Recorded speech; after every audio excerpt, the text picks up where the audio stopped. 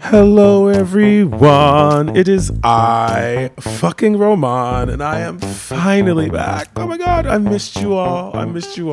Did you miss me? I know you did, and I missed you. And I'm here with Jason. Say hello, Jason. Oh, It's been a long fucking time, right? It's been a minute. My motherfucking god, right? It's been a minute. Yeah, and we gonna talk about the drama. We gonna talk about the drama and all that, so you guys will know what the fuck happened. But that'll come a little later. But I did want to, say hola, I love you all. So tonight, we're gonna be dropping.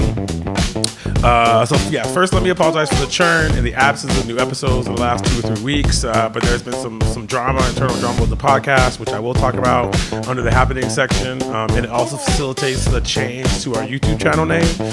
So instead of WhenInRome, it's WhenInRome. WhenInRome, you know what I mean? It still works. WhenInRome is what I like to say to men. You know what I mean? Like what? Never mind. Y'all get it. Okay. Thank you. Hello.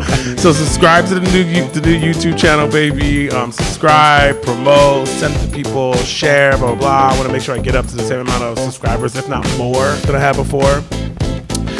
Tonight, we're going to be dropping the second half interview with Lindsay Slowhands. I know it's been a while since you guys saw the first half, but it was really, really fucking fun. Got a great starter background on how Lindsay got to SF and how she started doing drag.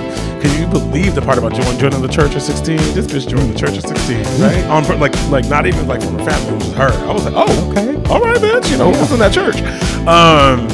So yeah, I can't get over it. But in the second part, we really start to discuss her time with Hella Tight. What happened to her after COVID, and then after when she was attacked. We don't talk about the attack, we just talk about kind of what happened after that. She took off some time from drag, and so like when she came back, kind of what it was like, her party or whatever. So the second part has it all, y'all. It's got pain, laughter, and triumph, just like my life. Okay, so stay tuned after the news recap for that. Next week, and yes, there will be a fucking next week because we're back to doing weekly, baby. I'm going to be dropping a panel I did a while ago on growing up religious. This was a very, very intense panel. Did you grow up religious, Jason? My family they went to church. Oh, okay. But it wasn't that deep. Yeah. I know some people that got heavy into it. Hello. The people that I'm talking to on this panel, they, one was a Mormon and the other one was like, Episcopal, whatever. I was Pentecostal, joking, Pentecostal. I'm joking. I didn't grow up religious. You can probably tell. But yeah, the experience is like one of the people on the panel was in conversion therapy for 10 years, and the other one was excommunicated from the church because the bishop tried to hit on him, and he said no. Like, yeah. So stay tuned next week for that, baby. And then in the upcoming weeks, I did an interview with Beverly Chills, and Beverly's everything chill, not chill, always chill. She likes to be chill. You know what I mean? I like her. She's fun. So stay tuned to that. And then we've got a lot of stuff coming up, babies. All right. So let's get into it. You guys know what you need to be doing. Let's get our mood enhancers, please. On the count of 3. 1, 2, 3. Let's get enhanced. Let's get into it.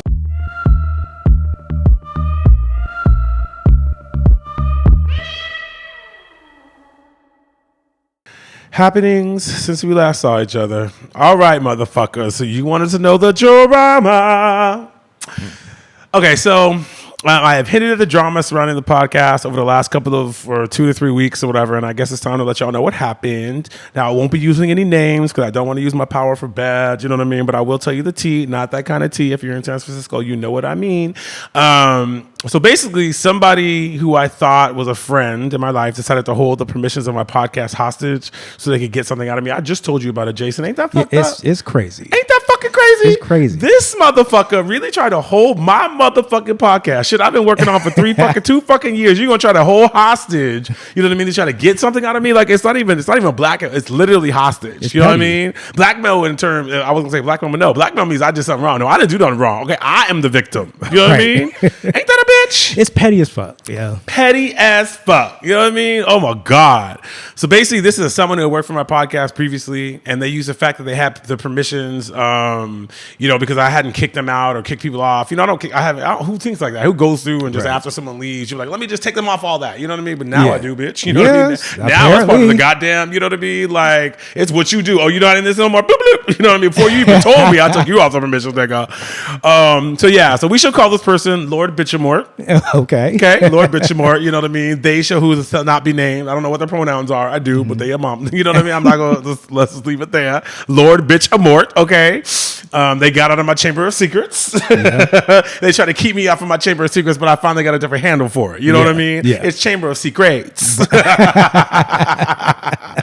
So yeah, I'm sorry for y'all. I love y'all on the podcast or whatever. And the old handle, I was not going to give up and give away, money or the thousands of dollars that they wanted from me for a YouTube handle. Fuck that YouTube handle. You know what I mean? Fuck that YouTube handle. You guys are going to help me, say it with me. Yes, Roman, we're going to help you make your new YouTube handle amazing. Let's say it one more time. Yes, Roman, we're going to help you make, I couldn't even say it. You know what you're going to do. Okay, subscribe, share, tell everyone the fuck about it, all right? But I'm motherfucking back. I'm not going to let nobody hold me hostage. I'm not going to let me hold me down. I also basically had to spend the last 3 weeks repopulating the new YouTube handle with all of the episodes so that, so people had some shit to look at. So that's what kind of took me so long, but I'm back. So let me ask you this. Yeah. How you been feeling about the drama? Like emotionally, what was going on? That's a good question. So initially I was pissed, and it was probably a moment where it was like a week or two I was in my feelings. You know what I mean? I'm not gonna admit, I'm not gonna be ashamed to say I had to cry about it. Sometimes you have to get that shit out. Yep. But then after it, I was like, no more tears. You know what I mean? Those motherfuckers, that's all they get. They got that. And now I'm just now I'm kind of just be zen. Like when people try to really fuck with me, eventually once I get the anger out, I try to let it go, because when you hold on to anger and negativity, it just nothing but hurts you. Exactly. You know what I mean? It just doesn't bring you down. So I try to just be now I'm just I don't wish, and I also try not to wish ill on people, because I just feel like that's a negative. That's like karma or whatever. But what I do wish is that they get what's coming to them. Okay. Do you know what I mean? And that's all about them. If you putting good out in the world, then what's coming to you is going to be good. Exactly. If you're not putting good out in the world, what's coming to you is going to be, you know what I mean, that metaphysical ass whooping. Match. You know what I mean? Right. And based on what I'm seeing, they ass is going to get metaphysically whooped. You know what I mean? Karma is going to bend over and fist the shit out there. And I hope it's with no lube, bitch, okay? I hope it's with no motherfucking lube. Anyway, make sure you subscribe to the new YouTube channel, WhenInRome. The podcast is still called WhenInRome, because obviously that's me, and you know what I mean? Mm-hmm. But it's really just YouTube that's been affected. It's not been affected if you are listening to it just like on Spotify or anything like that. So if once again, WhenInRome on YouTube, WhenInRome everywhere else. Let's get into some more shit. Okay, so have you ever had your wisdom teeth taken out? I had mine out in high school. In high school? So, okay, yeah. Well, I feel like I should have had mine in high school, because this dentist is really trying to tell me to get my wisdom teeth taken out. And I was like, sir, you trying to tell me you don't want me to talk for a week? Are you in pain or what? No. Okay. It's more like, you know what I mean? When you go to a dentist, they'll try to say, depending upon where your wisdom teeth are, they can easily just keep getting decay. And so sometimes it's easier to take them out than try to either fill a cavity or do a root canal or whatever. Yep. So next week I'm getting my wisdom teeth taken out, but I'm still doing the show, bitch. Okay. But you might hear me, I might be like, you know what I mean? It might sound like I have a dick in my mouth, which, hello. Let me do a podcast with a dick in the mouth. You know what I mean? It won't be visual because that's OnlyFans, but it might be audio, honey. Okay, that would be fun. So it'll be interesting. Thank you. If I have some dick in my mouth next week, or it sounds like I got dick in my mouth, that's because I'm still kind of healing or whatever. But yeah, I just thought that was funny. Yeah, but I also read when you're older, it takes a little bit longer for you to heal, and I was like, bitch, you really got me fucked up with this wisdom teeth. You know what I mean? Take. You know what? I want something to be put in me, not take it out. But y'all know where I'm going with that. Y'all know I'm going at.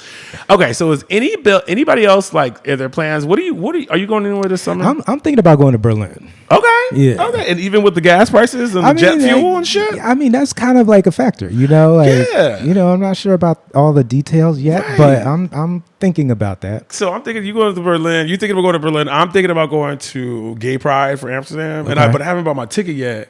And I'm just like, oh my God, everything's getting so expensive. I need to buy my ticket now. But you know what I mean? And I'm also wondering, if I buy my ticket and they run out of fuel, what's going to happen? Because I just keep hearing it's getting worse and worse. Yeah. So things don't really affect the gays, except for that one time they decided to, the cartel started to fuck with the gays in PV. You know what I mean? I was like, oh, they're not playing.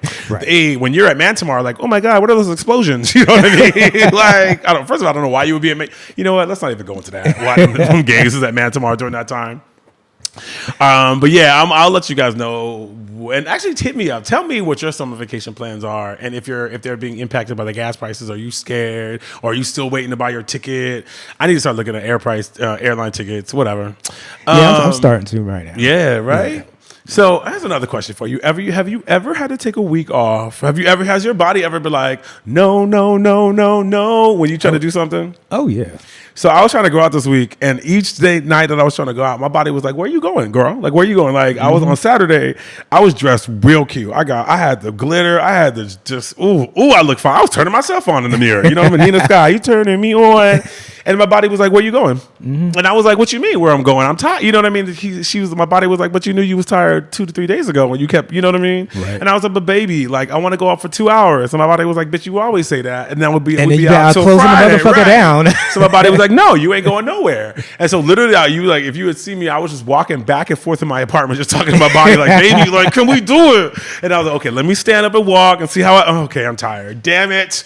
So I decided not to go out. So I took a week off, and I was just, has that ever happened to you? Oh, yeah. I mean, especially because I work in nightlife. Yeah. So it's like nights weekends when I'm not working. Sometimes I just like have to just stay at home sometimes and just rest and just give my mind an opportunity to just chill and not think about nobody else and just figure out what I want to do that night. I mean, I'm a pretty social person, but there are those times when I'm just like, I can't do this right now. Yeah, my body was like, "You're not." And I'm not good at listening to it, because that's how I feel like, build a better relationship with yourself is by listening to yourself when you get those signals. Yeah, and it's also like you always don't have to always be out there. You know what I mean? It's kind of like with anything, you got to take time for yourself so that when you do go out there, you're in a better mindset, you're in a better whatever. And I could tell that I was kind of not out because even when I was out, I wasn't like I wasn't as my normal social self. So it's probably just like my whole, not even my body, it was my subconscious. It was all saying, "Sit your ass down and take your ass to fucking bed." And I know that if I go out and I force myself, the people around me probably aren't going to have as much fun with me. Yeah. Yeah. That's true because this is like nothing about you is present and ready for this. You know what I mean? So yes, you know what I mean? The goddess, the man, the myth, the moment had to take a motherfucking break, bitch. All right. Oh my God. Did you hear about Shakira having a concert in Rio? No. Yes, bitch. She's having a concert in Rio. They're expecting 2 million people. I love how that's just like, I think that's kind of like the thing that diva, like that's like, if you're at that level, this is kind of like your benchmark now. Because Shakira, Gaga, Madonna. 2 mil is crazy. Yeah. I mean, my God. They like, the last time they were like, "Roman, did you miss Gaga in Brazil?" I said, no, because when I watched the videos, there was thousands of people clacking fans. I don't even like it when one person clacks a fan. Right. I would have been in there like, "You motherfuckers. Ooh, like, I don't want to do a whole mass shooting thing because, that's the whatever. But let's just say I would have been pissed trying to knock them motherfucking fans out. And then I don't want to hear thousands of people, ole, ole, ole, ole. It could be a lot. But I will say though that like I'm gonna give it like 1 or 2 years. I should do like a bet. But I can guarantee you Beyonce's gonna do it.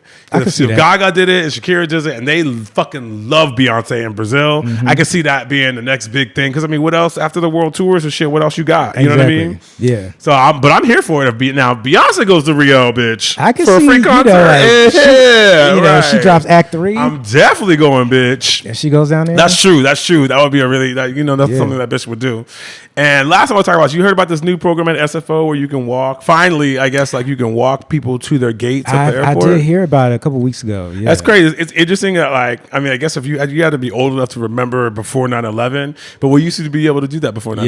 You know what I mean? And it's crazy that it's been so long. And I just forgot. I even forgot about the option. I forgot it was an option too. I was like, oh, we can do shit like that now. Okay, bitch.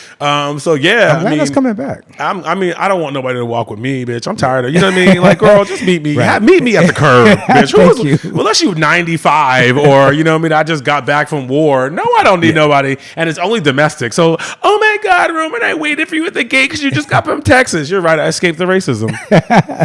Shit. And with that, let's go to what grinds my motherfucking girdles. You know what grinds my motherfucking girdles? AI. Okay, this is, well, you know why? Because AI, I feel like is that person that says they're gonna top you and they don't, and they just keep telling you that, and you keep getting there, and you keep having to fuck them, and you're like, I thought you was gonna fuck me. That's AI. I'm waiting for AI to fuck me, and all I'm doing is topping. Okay, all I'm doing is I want to tingle, motherfucker. Because I'm just saying, like, it's like everything about AI just pisses me off. It's bad for the environment. It is bad. It takes too much water. You know what I mean? They put them in places, once again, in POC or poor neighborhoods where people get, you know what I mean, getting railroaded or whatever. It don't say what it doesn't do what it says it's going to do. You know what I mean? Now, like every time I look around, most people use AI for therapy. Do you know what I mean? People do that. Which speaks to me, one, that just tells you that therapy's too fucking expensive and people don't have it. You know what I mean? And plus, it's accessible. Right. You know, if you want to talk to somebody and it's there, you can just do it. Plus, it's also like the problem is that it's also like designed to make you feel good, and it's designed to tell you what you want to hear, even if it's untruthful. Right, you know what I mean? It's part of their business model. Right. Yeah, you know, they want to keep you on the app. They want to keep you on the website, wherever you're using it. And to do that, they got to make you feel like it's validating you. Right. And the problem is that if what it shows is that people need validation, and people need validation from people, and they're getting it from something really easy. And I also think that I don't like it because it's like ruining people's ability to want to connect with each other. It's the easy thing you go to instead of dealing with people. You know what I mean? And so it's just like, and it's just like people just losing the ability. Like I was at a Kiki once, and I was with a guy and his boyfriend. He's like 21 or whatever. So he's young, 22, 23, and his boyfriend was the older, which doesn't matter. I just had to say that.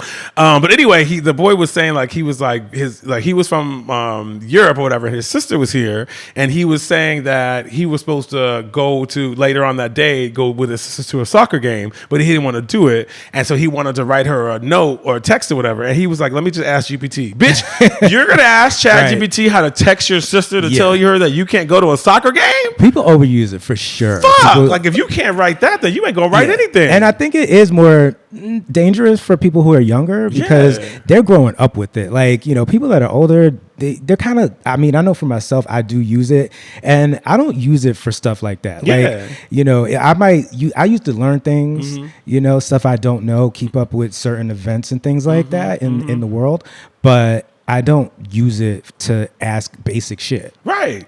I like that. I like what it can aggregate, and it can maybe answer some questions in a more personal way, or it can understand what you're saying when you're asked a question and be like, oh, do you need this? Do you need that? That's cool. But I don't actually go to any of the actual AI things and use them like ChatGPT, because I just feel like, it's 100 fucking gallons or 50 gallons every time you do something. And it's like, for what? You know what I mean? Yeah. I feel like if you're a surgeon, it's helping fucking, scientists and surgeons and all that kind of shit, sure. But does everyone need to have access so they can, ask it how to text their fucking system? Right. It's becoming overly used, right. I feel like, and I think it's only going to get worse as the models get better. Right. Especially when it's like we know how detrimental it is to the environment, how much water. It's like why do we need to have access? Why does the whole world need to have access to it for such small commonplace things when it has such a big impact on the environment? Yeah. That just like you know what I mean? And then we're not only are we overusing it, but we're over relying on it. Look at the fucking Trump administration trying to use it, you know what I mean, to pick targets in war. Right. Look at the fucking, you know what I mean? It's just like, look at how many jobs we're laying off in tech or everywhere else because now we have, AI to use it, or how many ways that we use AI to control people and shit. That's crazy. Yeah. And, people that have laid workers off because they wanted to replace them with AI are finding out that, it makes mistakes and they're losing money in some cases because the AI fucked up and it cost them, it cost them some bread. So anyway, now that I feel better, let's go into party reviews. Talk about something that's much, much, much happier for me.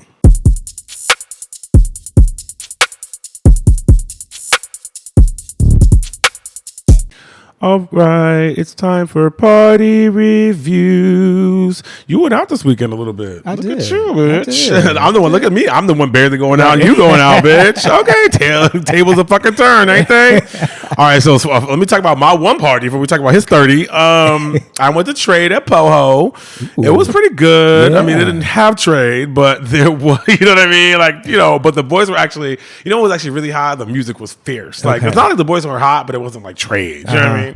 But the boys were cute, but the music was fucking fierce. It was so fierce, I didn't even worry about anything else. I was just dancing. You know what I mean? All right. I don't want to suck your dick right now. I want to dance, okay? I want to suck the dick of this beat, okay? What about you? Trade is fun. I played trade the week before last. Well, really? It was a good one. Good night. Yeah. I had fun. I went to Sex Tapes at the Stud, which was really good. Mm-hmm. And I just like that there's a black party.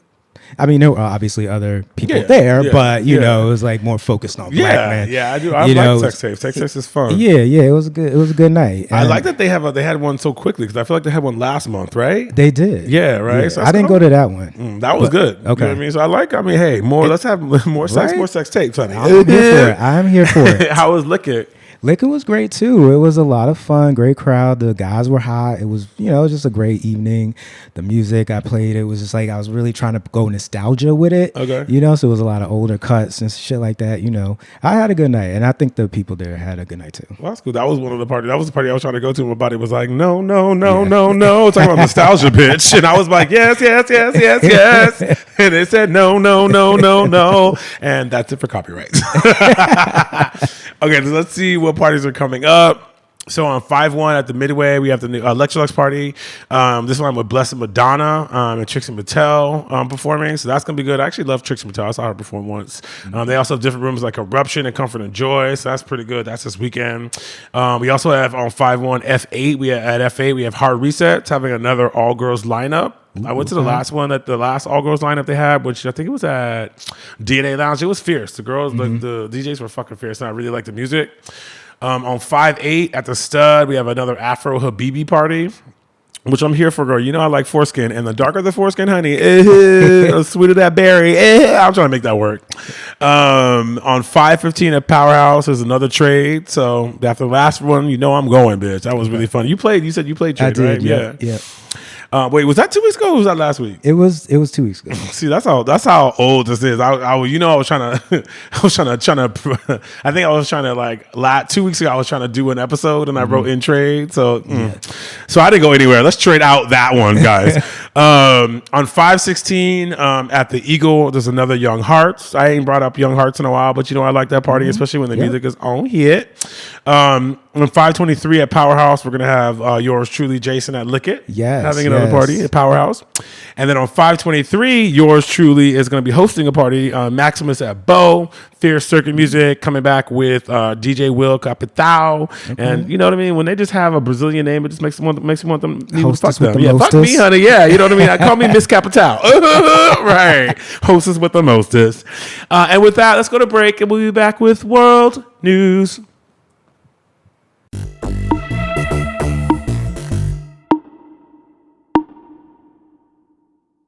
And we're back with World News. All right. People linked to top Orban aid were blocked trying to send funds abroad. Article synopsis. Tax authorities have blocked attempts to transfer money out of the country of Hungary by people linked to the top aide of the old Prime Minister Orban. The tax authorities suspended several transfers representing millions of dollars in an attempt from the old regime to illegally take money out of the country. Now that they are going to be out of power soon, Antel Rogan, who holds the title of minister in the old prime minister's cabinet, has been sanctioned by the Biden administration years ago under allegations of corruptions. Those sanctions were removed by the Trump administration, of course. The incoming PM has called for multiple bank accounts of frontmen of the old administration to be frozen to keep them from trying to take money out of the country. What you think? So the thing about the story that got my attention was that he didn't come with any evidence, the new prime minister. Yeah. And Reuters couldn't verify it either. So I'm not saying like he's lying, but I just like, why would you bring this up and not have any receipts? Well, maybe it's just that maybe like depending upon, I don't know what the legalese. Maybe he couldn't specifically put some specific things in there. You know what I mean? Because they always say that they can't comment on certain investigations. Yeah. And maybe also, and I was thinking that too. But I also think that like as a new PM, you probably wouldn't lie. But it might also be because maybe like they haven't done any criminal things yet. Because I was thinking like maybe like where's the criminal act? You know what I mean? Like I would be trying to fucking prosecute these motherfuckers for trying to take money out the country. You know what I mean? So maybe that's why he didn't say anything. That's true. I don't know. It's just like as a new prime minister, you're kind of like, if this is not true, he's going to compromise his trust. Yeah. With the people. I mean, they do say that like, he talked to the new administration and there's, and gave them a bunch of people who he said to freeze their accounts or whatever to keep them from taking money out. Cause I mean, that's what I was saying. Like corruption is as corruption fucking does. These motherfuckers, you know what I mean? You lost because of corruption. You really gonna try to take just as much money as you fucking can, right? Yep. I mean, it's believable. It's definitely believable. Orban and his administration, I'm sure they like did a lot. They well, we know they did a lot of Hello, corrupt shit. right. And if y'all don't know, Hungary elected a new prime minister, Peter Magyar, after years of corruption from the prior regime. This regime had been like a connector between like the European Union and the far right and the American far right, and it acted kind of like a nexus. In fact, the old Hungarian regime has been like the financier of CPAC, which is like this big like conference in America for like conservatives or whatever. So it's a big deal that, you know, Hungary is no longer, you know, part of the far right. And so it's kind of like all the news coming out of Hungary is big news. And, you know, right before the election, J.D. Vance went over to Hungary to campaign for he did. And that's probably why they lost, that motherfucker. Right. Oh, I can't stand J.D. Vance. But that's what I'm saying. Like, how you going to, like, then you're going to try to be the front runner for the Republicans? Girl, you can't even win an election in Hungary, bitch. You know what I mean? We hungry for somebody who can win an election. People are over this right-wing shit. Right. And, but I was gonna say that, like, you know, one of the cool things about, you know, Hungary, the new regime is like they just did a vote where they released this money to Ukraine that the EU was holding up because the thing about Hungary is that Hungary is part of the EU, so they've been, it's kind of like, you know, like the UN, they have the Security Council, and so a lot of things don't happen now at the UN and Security Council because you have Russia and China that always veto and abstain shit whenever they try to do things for the world. It's the same thing with like the EU. Hungary was always like trying to block things, the EU from doing things, and so now you don't have that block. Like one of the things they blocked was them giving money to Ukraine or whatever. So they, you know, that. So there's a lot of things like that. Plus, you know, Hungary is no longer a nexus for the far right, something that the fucking you know, the American far right can try to use both as an example of how to do it, because that's what they're trying to do, and then an example of like a regime that's out there. And it's a fuck you to Putin. Right. All of it. And anytime we want to say fuck you to Putin, right? But yeah, like, it's just another, but it is good. It just shows that like the new PM is trying to keep money in the country. He's trying to keep them from being, because they're just going to try to do everything they can to be as corruptible as possible between now and then. You know what I mean? Exactly. Yeah. Because he gets sworn in on May 9th, I believe. Yeah. So they still have a little time to do some slick shit. All right, let's go to American fucking news.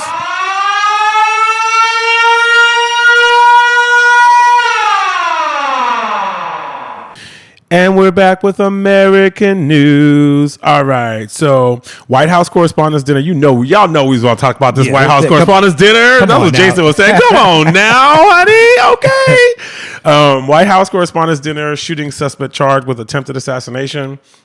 So the suspect who tried to get into and fired shots at the Secret Service during the Correspondents' Dinner has been brought up on attempted assassination charges. The man thought that it was his duty to target Trump. This is based on texts things he sent to his family beforehand. He thought it was his duty to target Trump officials because of their suspected ties and actions surrounding child sex trafficking or whatever. Trump officials have been trying to blame the rhetoric from Democrats and late night TV as a reason for the shooting. The proximity that the shooter got to the dinner has also brought up questions about the security of the event. Trump has since said that he wasn't worried at all about the shooter. What you think? Yeah. Well, I want to ask you something first. Yeah, go ahead. Do you think this was staged? No, as you know why? So I read this article, I listened to this podcast, and it was I read this article from CNN. CNN did an article about remember the shooting, where they had to shoot his ear off or whatever. Yeah. And they were saying how a lot of people think it's staged. And one of the things that they said in there, which I think is really true, is that it takes a lot to coordinate this kind of shit, and it takes a lot to keep it quiet. Yeah. And one thing about the Trump administration is they can't keep shit quiet. Right. You know what I mean? So like, I find it hard to believe that this administration that leaks everything was able to who was able to coordinate all this shit and then keep it quiet so that we don't see any leaks like that, because that's just, you know what I mean, like it's just that's why I don't think that it was staged. But then when I did see it, I was like, girl, you showed up with a shotgun and a knife. Who are you going? What to do? What? Like, if I was Trump, I'd be like, can I get a better assassin? This nigga showed up with, like, duct tape, you know what I mean? And, like, a pea shooter. Right. Who were you going to shoot with one shotgun and a knife? Yeah. I mean, if it wasn't staged, it was poorly planned. It was, but I mean, it's like it's not. But that's the thing. It's not about the rhetoric and all that bullshit. This is what happens when you have people who have mental health issues and access to guns. Yeah, do you know what I mean? And so and do I expect the person with mental health issues to be Jason Bourne? Do you know what I mean? Probably not. You know what I mean? Although Jason Bourne probably has some issues. But you know what I mean? So I was like, that's also why. So I don't think it was staged, because I just think that like the amount of ingenuity it would take to stage is crazy, and I don't know if there's anyone that smart that's working with Trump. I tend to agree with that. And the other crazy part was like he got a room in the hotel. Yeah. The night before, right, when the president was going to be in the building, right, and the security was just so lax. Yeah. Like, what were y'all doing? Right. Like, and I guess like that's a good way of doing it. But it's like you would think that close to the White House Correspondents' Dinner, there would be some different checks about checking in at the hotel. Yeah. But at the same time, the guy didn't even get to the level. Like, he didn't even get to the dinner. Like, I think he was a floor down. Right. You know what I mean? And so like he never actually got to anyone close. I mean, I know he shot at a Secret Service agent, but I mean, they had Secret Service agents on every fucking floor. You know what I mean? Yeah. So I don't even think he got to the same floor. And so I think maybe that's why they were being a little bit lax. But it is crazy that like, so basically Osama bin Laden can just be like, hey, yo, can I get a room? Right. The night before an event where he's going to be at. Yeah, can I get a room at the event like a week before? I'm just going to stay for the week. And then you do something. The other thing that was interesting about this to me was that I heard that because of all the people that were there, the succession of power, right? It's like if somebody was more sophisticated and they were actually able to take these people out, all the people that, would be in line, Chuck Grassley would be the president with his 92-year-old ass. What is he? He's a senator. Oh, so because it had the vice president, the president, Mike Johnson. It had the Mike Johnson, which would have been the Speaker of the House. Who's fourth? I think it goes from the Speaker of the House to Speaker of the does it go to the because Chuck Grassley is Senate Majority Leader, right? Yes, because I think John Thune was there too. Yeah, so I was also saying leader. So yeah, it's kind of like when they do the president speaks every year. The White House State of the Union. Yes. They always have one person not there in case something happens. So yeah, it's kind of like that. But that's another thing. Like, yeah, I wonder if like any other White House Correspondents' Dinners, if everybody was there, like was the president and the vice president and the whatever. That's very like Trump, not even to think about that stupid shit. For the people that think it was staged, I understand why. First of all, because you can't believe anything that these people do. Yeah. Right. And then he immediately weaponized it, made it about a ballroom. And he's just so unserious, and it's like he would do something like this. Plus, it's just like this is the problem with Trump is that he's gotten us to question everything. You know what I mean? Yeah. Because he's questioned everything. So the nature of truth, doesn't really exist anymore because you have somebody who got 40% of the country to believe that he wasn't elected or he was elected and right? And so it's just like I think we've also just been inured because of all the shows on TV for these to be these huge masterminds, and you know what I mean. Whenever we see this, it's always like I said, it's a Jason Bourne or it's a whatever. Where in reality, you know what I mean? Like it's never really that person. And in reality, things are never really that well put together. You know what I mean? Just like it is in a movie. You know what I mean? It's just somebody that's mentally off. Yeah. That can maybe see the problems that this person is causing, but is out there enough mentally to go try to do something about it. Yeah, because I mean, to be honest, unless you are from, I don't know, unless you're like from another country, like or you're not even another country like Iran or something like that, killing the president is not gonna stop much. You know what I mean? Like a lot. You know what I mean? Like Like it's if anything, it would bring so much shit down on whatever you trying to stop. You know what I mean? That a lot of times it is these individual actors because there's no state or organization like that would really win unless you're like you're Iran or something like that where they're. And even then, I don't even think Iran would do that because you know what I mean, like because that would like look what happened with 9/11. You know what I mean? Like we Americans go so crazy that if you thought like that, we would just nuke Iran. Right. You know what I mean? Like so, it's just like assassinating the president as a matter of like of getting something is generally not going to get you what you think because I don't know of any real state organization that would win if the president died. Do you know what I mean? I think you're thinking about it very logically, which I respect. And at the same time, I do believe that these people are just tired of him specifically. So I say that's what I'm saying. Individual actors I can see. Right. People who individually want to do it, I just don't see. But the thing about it individually, you'd have to be able to do that and to be good.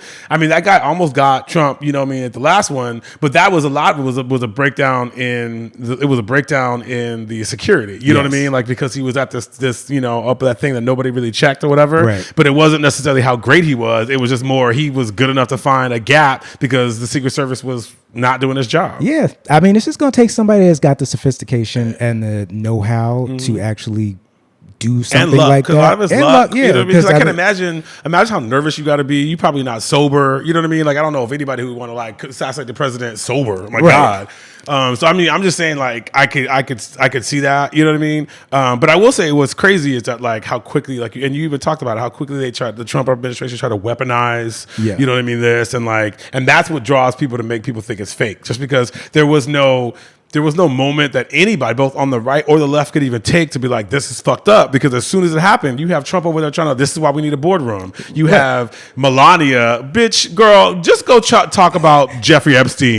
This is, I don't like the way they talk about my husband on late night TV. Bitch, you don't watch late night TV. Yeah. You're getting too much Botox. You know what I mean? Shut the fuck up, Melania. Yeah, they just want to turn the story around to benefit them at every turn, and it's disgusting. It is, and they don't give a fuck about the quorum. They don't give a fuck about anything. Plus, to be perfectly honest, if like the people too, like this was so far from. Like I kind of feel Trump in the sense that like they just shot my ear off, shut my ear and didn't get me. This is nothing compared to that. Right. So after 3 different times of people, you know what I mean? This is the 3rd time he's been rushed out. Mm-hmm. How many times has this happened to Barack? You know what I mean? Like, or anyone, or Biden. So like he's learned to deal with the adrenaline. You know what I mean? And that's why he's so quick. Because do you remember before the first assassination that when he was running for president, there was something happened. Some shot was fired, but it wasn't a real shot at a campaign event. He was scared as shit. You know what I mean? I do think I remember. Something like that. Now he's a G. Yeah, because he's been able to deal with the adrenaline so much. And plus, the other thing is he knows he gets a bump in the polls after something like, I don't know if it happened this time because he's already still down, but yeah, he's trying to turn it around just because he got something when there was that first shot. The problem is after the first time, the whole country's been inured. You know what I mean? Like everyone's so quick to either just whatever. Like it took literally not even a night before everybody was saying it was fake. He was jealous. You know what I mean? Yeah. Do you see that one? He did a interview and they were like, the interviewer was bringing up the words of the words of the assassinator or whatever, the person attempted assassination guy, and he was saying that the reason they was going after Trump was because child sex trafficking or whatever. And Trump was like, I am not a child sex trafficker or child rapist. And the interviewer was like, oh, did you think we were talking about you? Let's discuss. You airing yourself out right now? All right. What Methinks thou dost protest too motherfucking much. Yes. And with all that, let's go to break. And we'll be back with local news.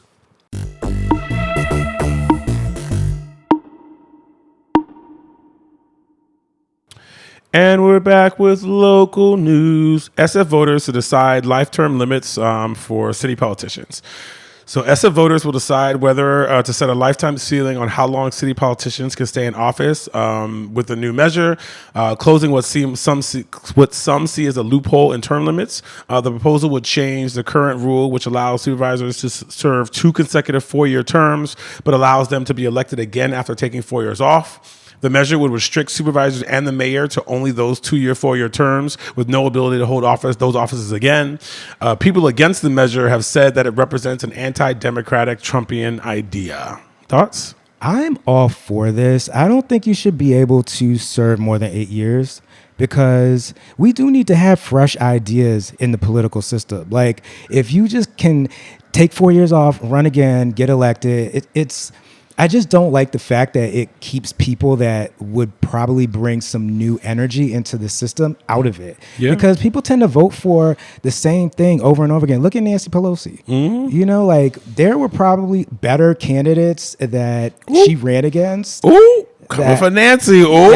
I'm just saying, earlier she did some good work, but people get so entrenched and have power that it just becomes difficult for them to stay out of the lobbyists. And you need to have younger people in the mix because they're the ones that got to live in the society longer than the people that have been in the government. Yeah. So I mean, I feel like we need term limits all across the board. Exactly, You know what I mean? We've been talking about exactly. term limits for Supreme Court. We've been talking about term limits for the Congress or whatever. federal level, yes. Because once you get to a certain amount of power, it becomes really almost impossible to get an incumbent out. That's why it was Right. such a big deal. The AOC came in and all those, Yep. you know what I mean, and the squad or whatever. And because it's like as an incumbent, it's like you get so much power, you get so much connections, and this whole thing with SF, like taking 4 years off is nothing if you know that you can get back in power in 4 years. You're just gonna be Exactly. working behind the scenes. You can start fundraising still. You can save, you know what I mean? So you can You start could become a connections. lobbyist. Yeah. And so I feel you. And also, like, the longer you in power corrupts absolutely. Yeah. So it's just like, if you're in power for that long, eventually you're going to get corruptible, or you're going to get, you know what I mean? You're going to become, I don't know, you're going to become attached to some kind of lobbying and all that stuff, because eventually you're going to need that to stay in power. Mm-hmm. Because after, a certain amount of time, you're not going to be that new person who's listening to who was amongst the masses. You're going to be one of the few.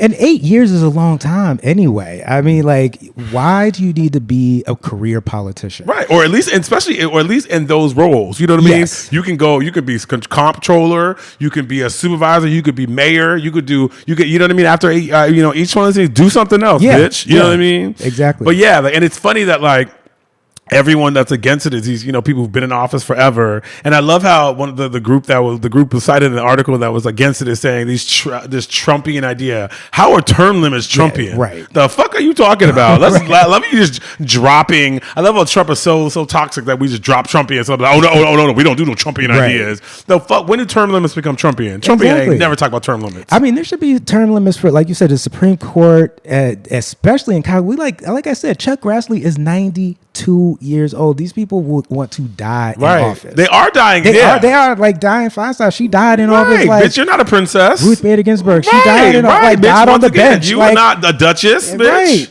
These people just like, they need to, because the thing about it is like, it makes you realize that you should probably do what's best for the people instead of doing what's best for yourself, because that's what happens when people are in power too long. They just forget that they work for us.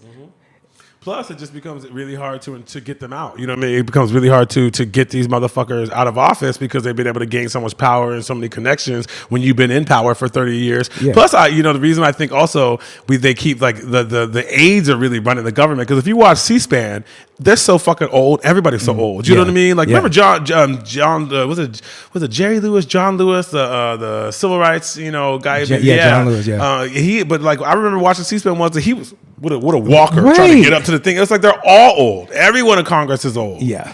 And I mean, not everyone, but most of them. And the electorate needs to wake up too, because it's like, we can't just keep voting these same people in. It's partly on us as well. Especially, like you said, it's because people don't like change. So it's just they take advantage of that. But the problem is they don't change enough that we need change to fix all the fucking problems we got. You know what I mean? Exactly. And with that, let's go to pop culture news.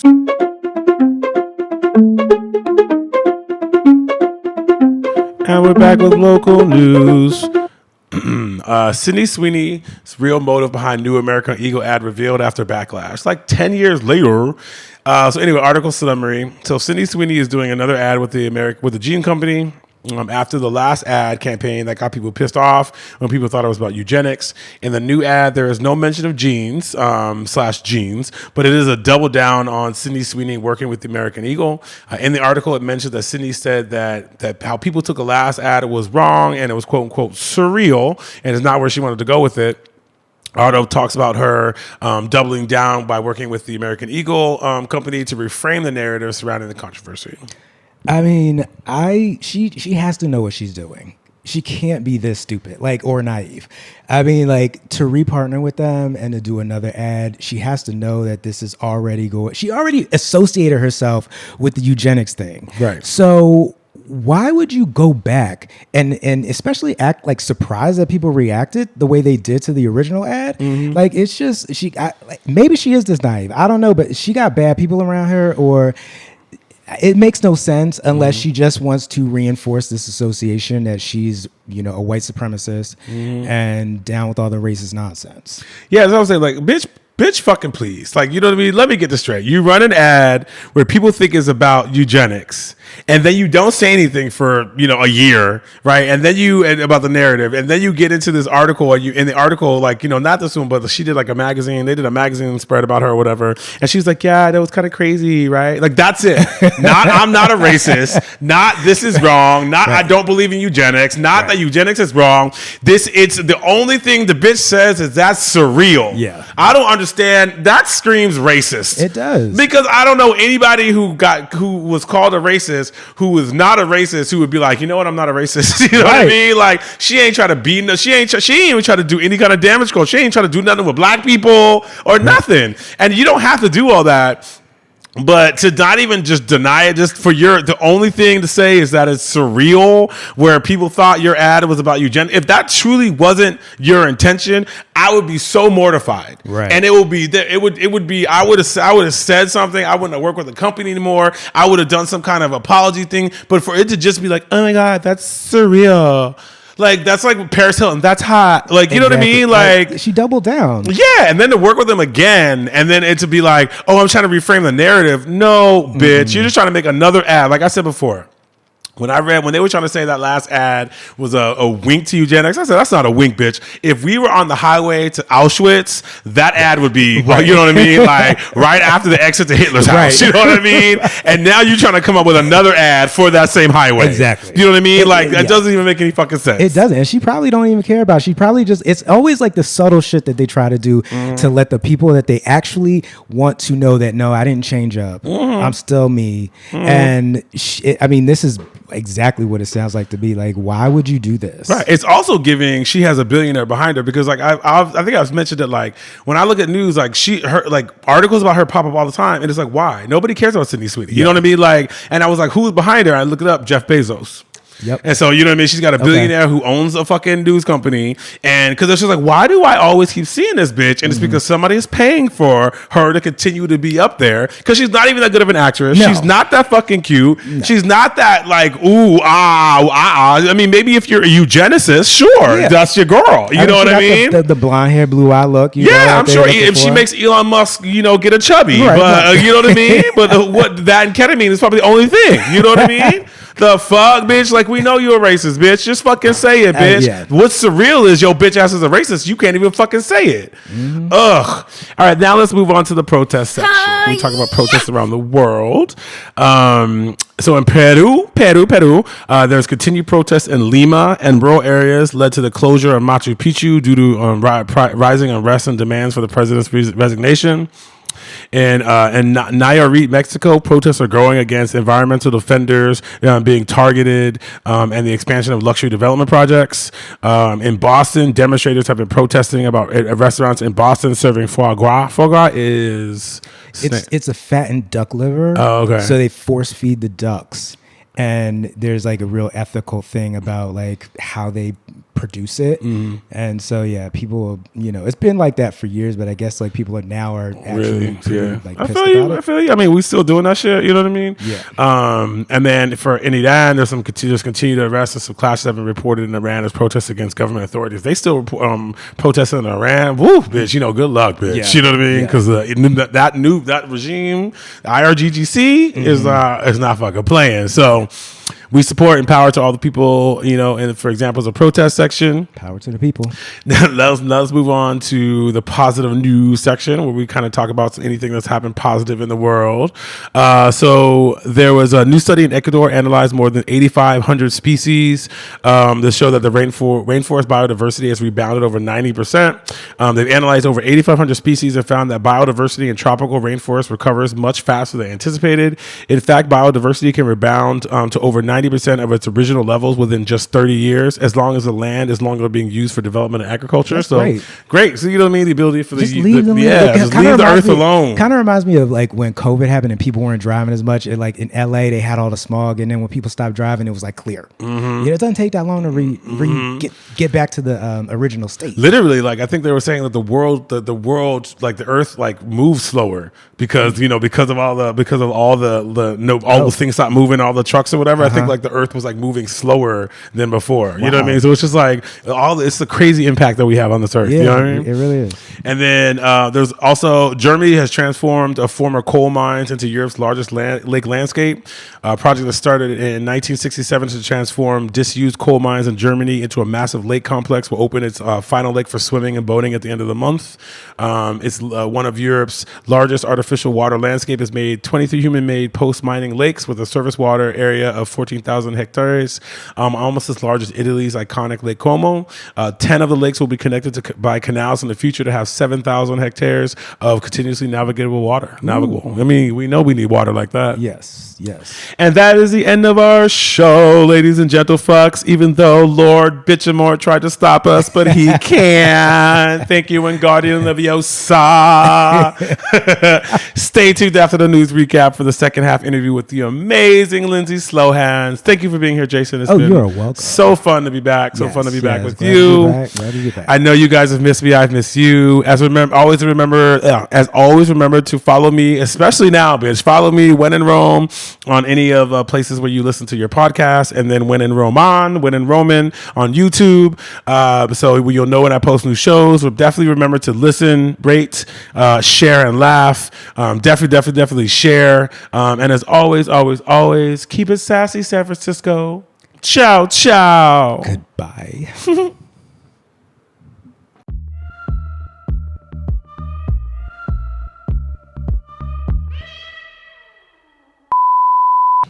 Testing 1, 2, 3. Testing 3, 2, 1. Oh, all right. A little vibrato on that motherfucker.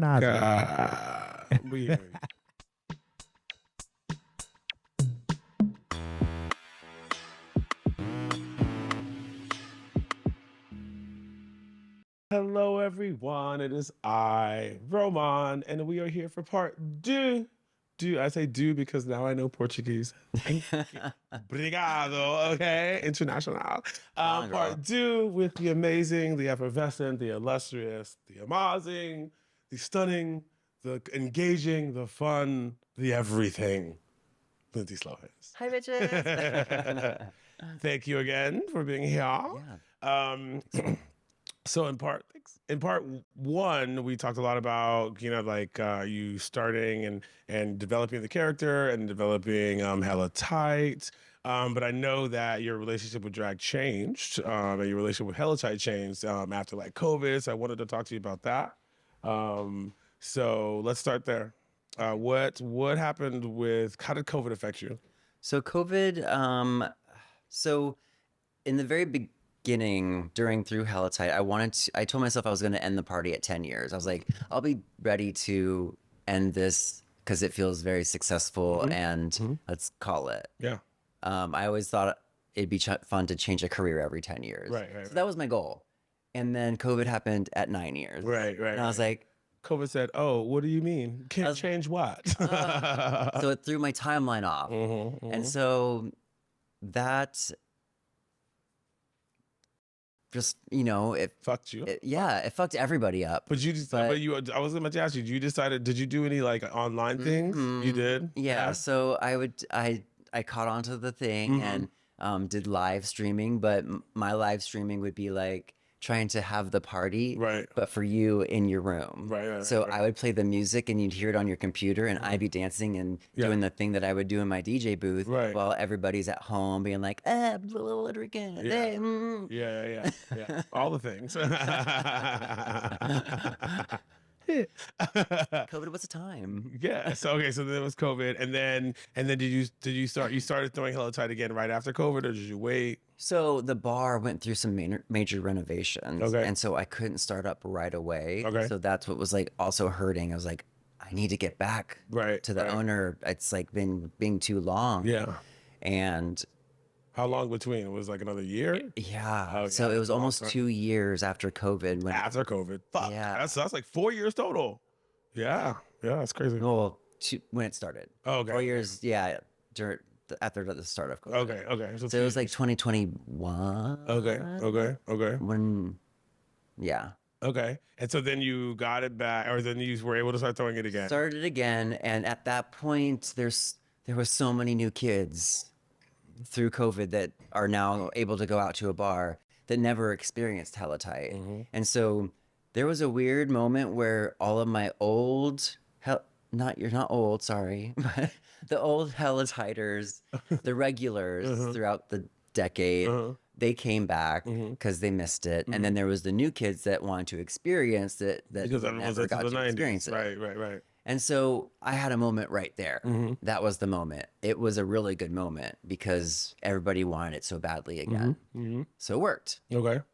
And that was, and you were, that was like another couple years. 22. Okay. And then you had an attack, right? Yes. And that effect, how did, let's see, I want to make sure I'm talking.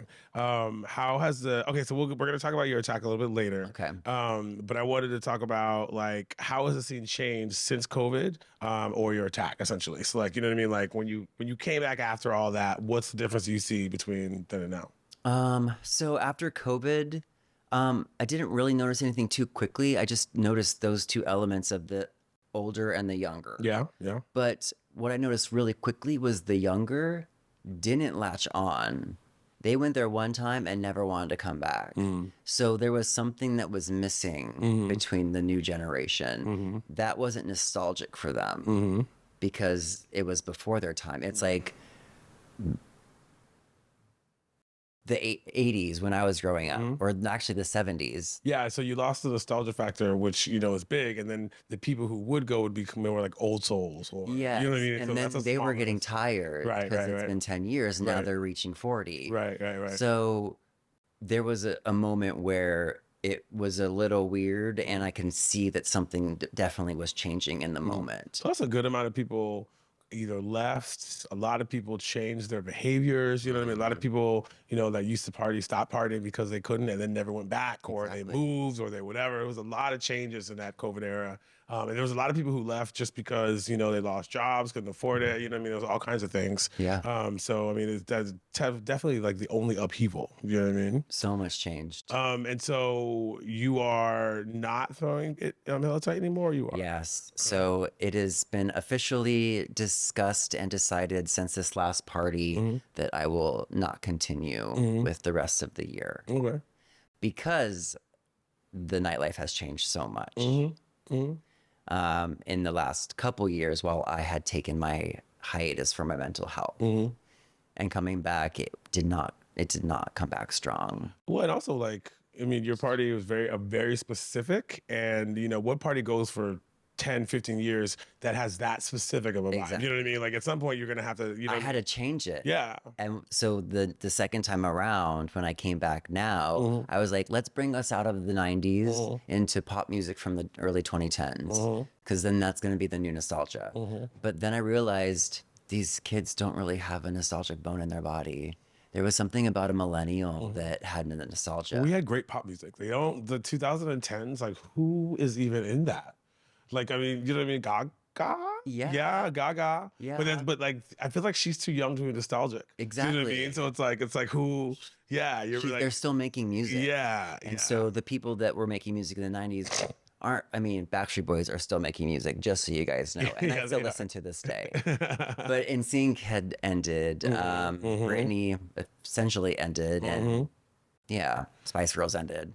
And then also, what do you think? So let's talk about drag. Do you think that there is an overproliferation of drag, or that there was, or that like SF kind of went through it? Absolutely. So Drag Race went boom. I started doing drag right before Drag Race started. And so I watched that and saw it from the beginning. And in the beginning, that's how drag was. When you watch those early episodes, that was real drag. Not real drag. That's how I experienced drag. Yeah. And how it has evolved into these girls have their custom gowns and garments designed by somebody else coming in and all ready to go with these challenges. And like that's not how it was. No, I mean, or like, I have nothing against plastic surgery, but there was one episode, and it wasn't even All Stars. It was fucking regular Drag Race. And they were like, does everyone have a chin or nose job or chin job? And it was yes. And I was like, like, you know what I mean? So that's the entry level. You have to have a nose job now to be a fucking drag queen, or at Yeah. least to be on Drag Race. But I mean, not because of knocking it, that, but- it exposed drag to so many. Mm-hmm. And so a lot of the queens wanted to experience that now. Mm-hmm. But back in my day, the only inspiration I had were the older queens in the city, like Peaches Christ. Right. And so they inspired me to do it. But now Drag Race was so here, and all the girls were like, I want to do that. And everyone wants to look, and everyone wants a yeah. Also, I think that there was a little bit of like there's a little bit of I think because of all the things we were talking about with the scene, right? COVID and blah blah blah. The bar owners were trying new things and trying to get people back, and so there was a lot of like copying. So if you know what I mean, because there was one point. Like, you know, there was, you know, Bo has always had Drag Race queens. So Bo had Drag Race queens, fucking Toad Hall, Badlands, High Tops. Like, it was, doing yeah. everything they could to And get people everyone out. had a Drag Race queen, right? And everyone had a brunch. yes, and everyone had a brunch, right? But then the problem is like, unless you had the most current Drag Race queen or a Drag Race queen, then you had nothing. You know what I mean? And then they weren't really hiring other drag, but it was just so much drag. Yeah. Okay. So let's start getting into some favorite. Give me a favorite drag memory of yours. Favorite.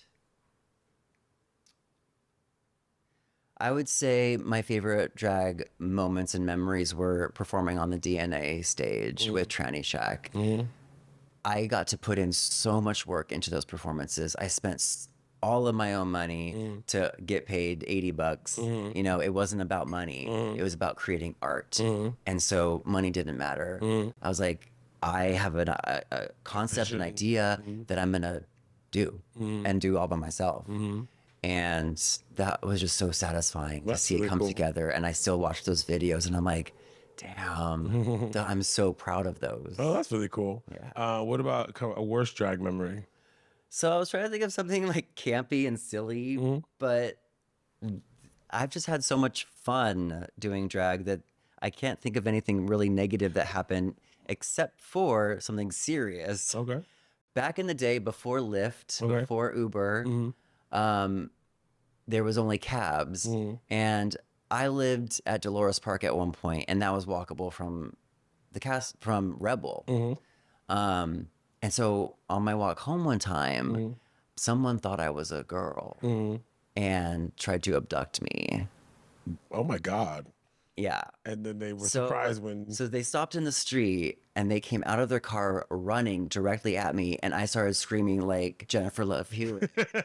right. But like, what are you on? Get away from me, Right. What soldier." are you? Yeah. Right. Having that moment in Yeah. the street. But then they realized I was a dude and got back in their car and drove off. That's crazy. It was the scariest fucking thing. That's crazy. That was the last moment I ever walked home from drag. Yeah, and that's just like, it just brings it about how dangerous it is to be a woman in these Exactly. streets. You know what I Oh mean? my Walking God. home alone or just walking whatever. Like, oof. Yeah. Prayer to women. I'm sorry you had to go through that. Yeah. So do you have any advice, like if you have for any for upcoming drag queens or people out there, if anyone doing drag? I love what is happening now that girls are finally taking chances. I know that niche parties aren't really the thing anymore, and I'm very much of a niche party. But I encourage the queens to, if you have a passion, if you see something, to see a vision, to see a party in a way that you want to see a party, at least try it, because we're losing our producers and the creativity of an experience. And if the kids don't really want that, then we'll figure it out. We'll find out. But that brought me joy. I'm not saying that's going to bring someone else joy, but I am seeing girls trying to do that. And I say, just keep doing it. See if it works. Don't give up too quickly.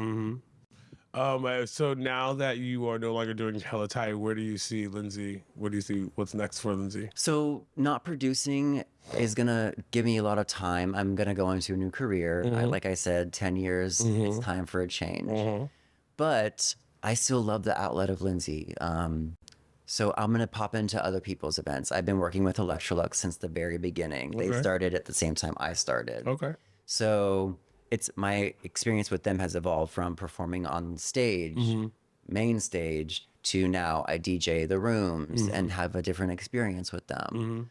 So being a part of other people's things is kind of how I foresee the future. And like, cool. I love my brunches at Lookout with Lips and Lashes and Carne Asada. Like, I never thought that element of drag would bring me so much joy. Daytime and Right, literally getting to like, really, because my character loves connection and loves being a part of everything and a part of the people. Right. So I don't just go out and perform all by myself and do this thing. I'm in people's faces and bring in the energy. And so I still get to really do that at the brunches. That's cool. Yeah. Very cool. And I think that's a really good note to time to take a break. Yeah. Daytime. We'll be back. Wake up.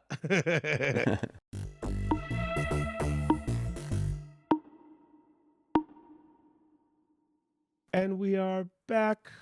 It is I and Lindsay Slowhands giving the only interview. Let's keep going. It's been really great knowing you. What we can dive into next? Yes, a little bit of some deeper stuff. So you touched a little bit on, we touched a little bit on, and you were involved in a really pretty crazy attack, which we won't talk about, but I did want to talk about what the healing journey was like for you after that. Yeah. So the attack essentially took away my ability to be in crowds, be around people, be even social, speak. So that happened early 2023, and I had hella tight to do. So going through the rest of, the end of 2023 is when I ended the party officially. And I only ended it because I wasn't able to do it with this state of mind anymore. I didn't know how to function in a crowd. Right. And I couldn't be the life of the party. I couldn't talk to everybody. Right. So that was a really, really big challenge, trying to climb out of that. And so knowing that being in the middle, like I had seen therapists during that time, it wasn't quite working.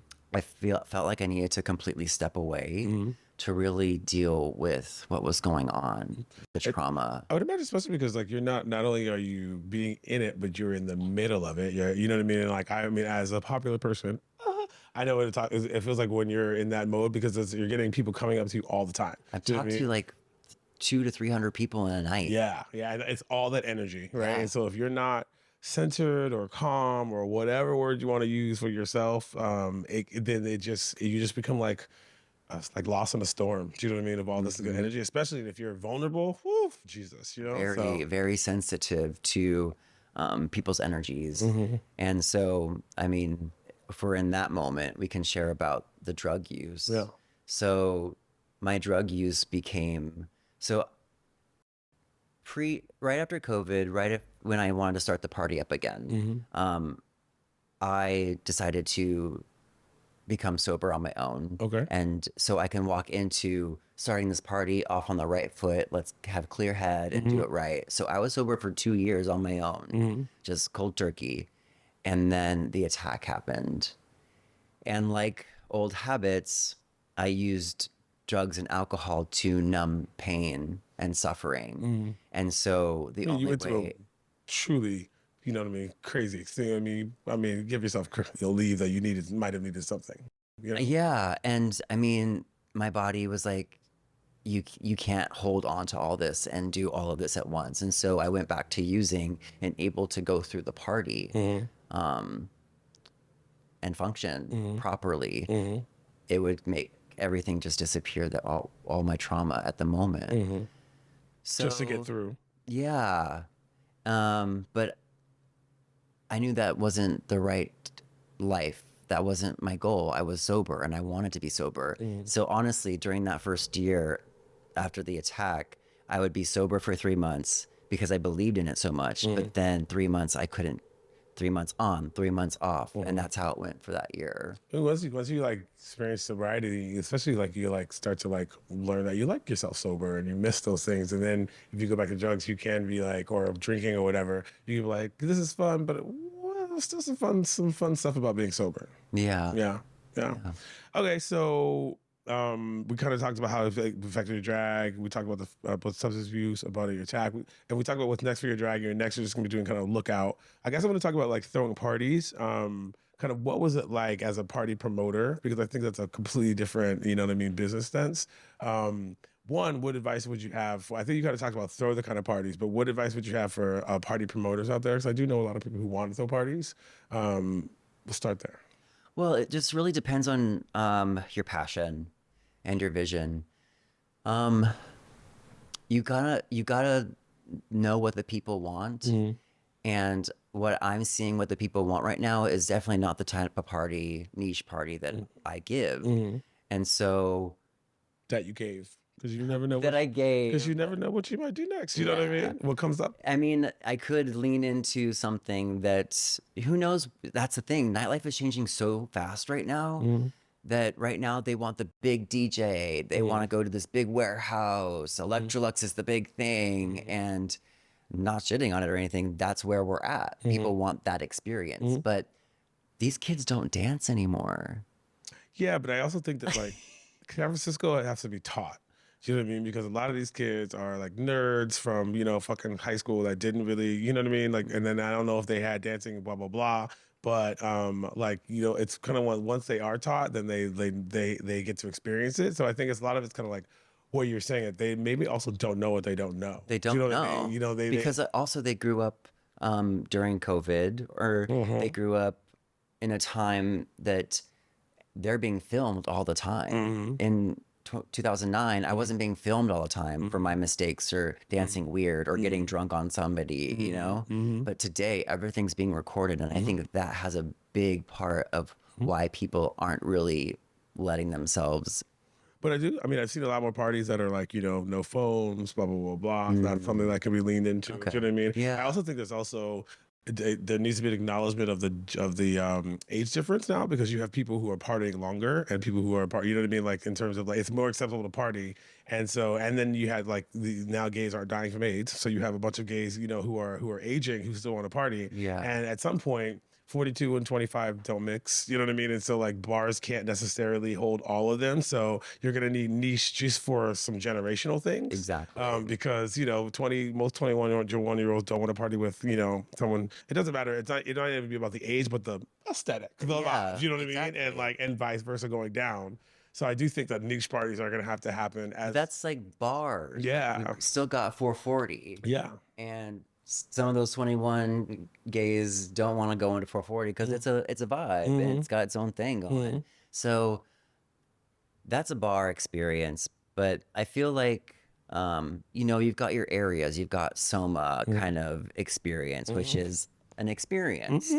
And you've got the Castro experience. So lean into your what vibe you're going for if you want to throw a party.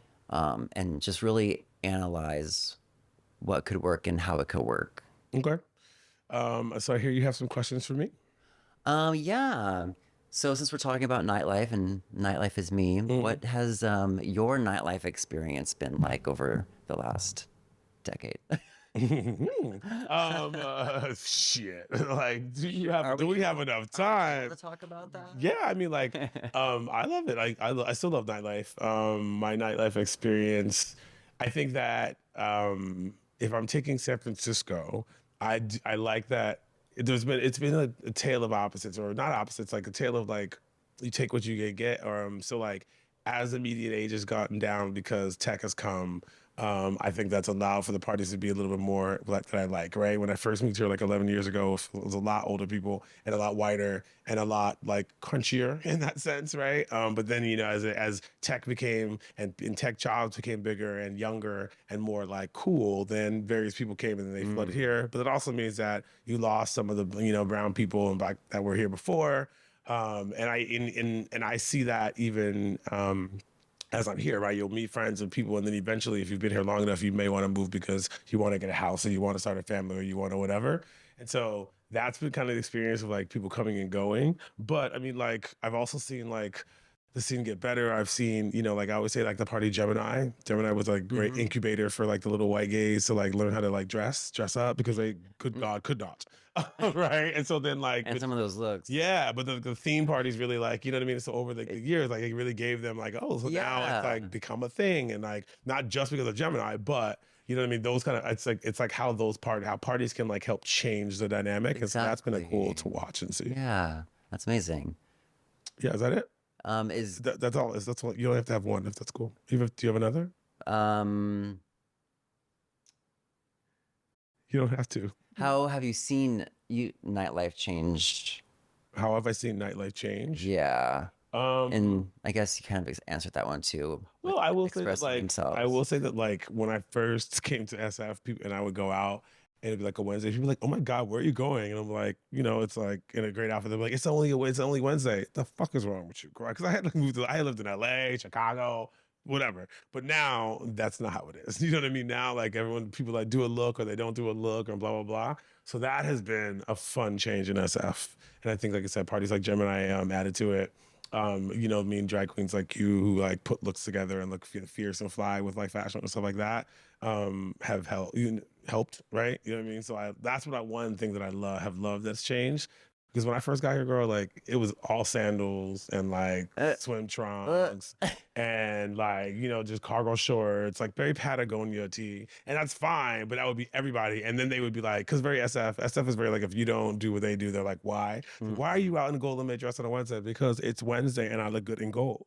Yeah. Don't stop my expression. Yeah, right? Yeah. Well, this has been really fierce. Yes, it's been really fun. Really good. Thank you for coming. Thank you for having me. So yes, it is I, Roman, and interviewing the most amazing Lindsay Slowhands. Thank you. This has been When in Rome. As always, keep it sassy, San Francisco. Ciao, ciao.